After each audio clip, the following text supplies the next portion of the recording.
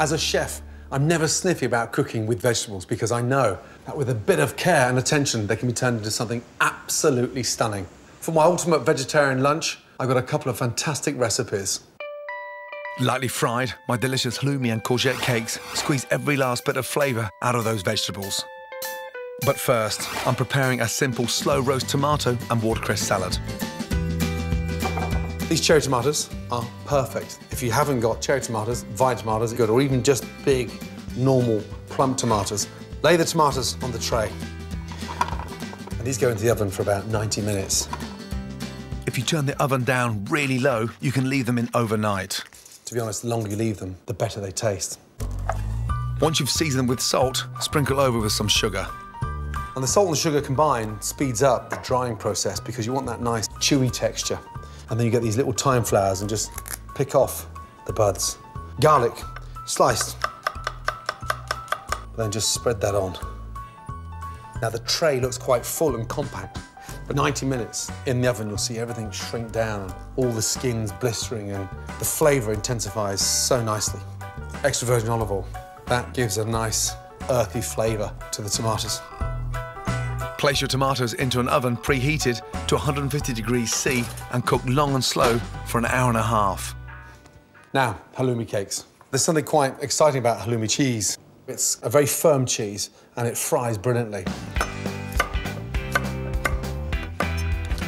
Peel the carrots. Great. Not too finely, you want that nice texture. Next, courgette. The secret is keeping it all grated the same. Put that into a sieve. A sprinkling of salt will draw out liquid from the vegetables. Then grate the halloumi. Halloumi cheese doesn't look that tasty, but once you've got colour on it in the pan, it's really, really delicious. Now, really important to squeeze out the excess water from the veg. And you'll see all that water that needs to come out of there. If we didn't do this, it will make your little patties non-friable because the whole thing starts to separate. And then mix in with the cheese.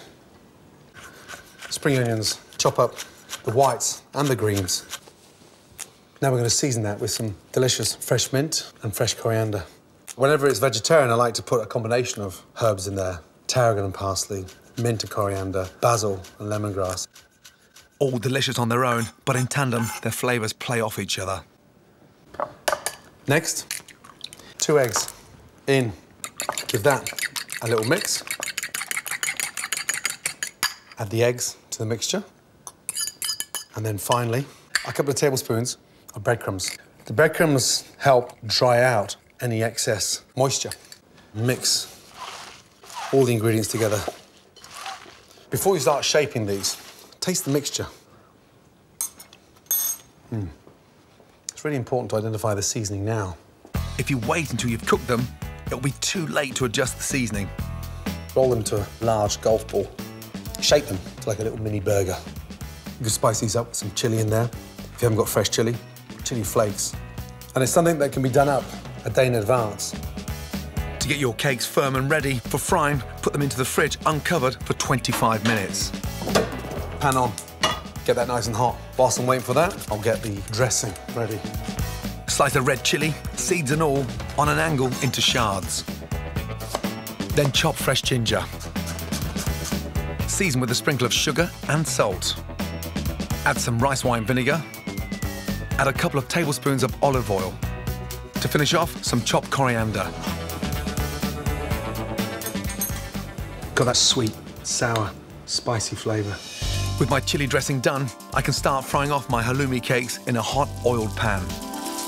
We get that nice, crisp edge.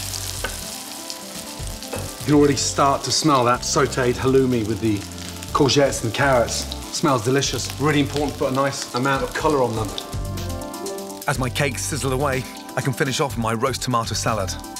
One of my favourite leaves has to be watercress. Just cut off stalks. Shallot rings. Watercress and shallot go brilliantly well together. The shallot looks so dainty when you open up these little ringlets. Don't forget to turn your cakes. Now, tomatoes. whatever you don't use, just jar them and put them in the fridge. Just drop those slow-cooked, warm tomatoes over the watercress. The sweetness is incredible, absolutely delicious. A little drizzle of aged balsamic vinegar gives that tartness to the watercress. Watercress is naturally peppery, so it doesn't need any pepper. Just a little touch of salt, and then a light sprinkling of extra virgin olive oil. After 5 minutes on a medium heat, my halloumi cakes are ready. So important to have taken out that water. You can see it doesn't disintegrate. And then just get your dressing, take a spoon of it, and then tilt it to the side, because I want the garnish, I don't want the juice. And if that does not turn you on to become a vegetarian for the night, I honestly don't know what will. Delicious. My crispy golden halloumi, courgette and herb cakes with a sumptuous roast tomato and watercress salad, all of the flavour with none of the meat.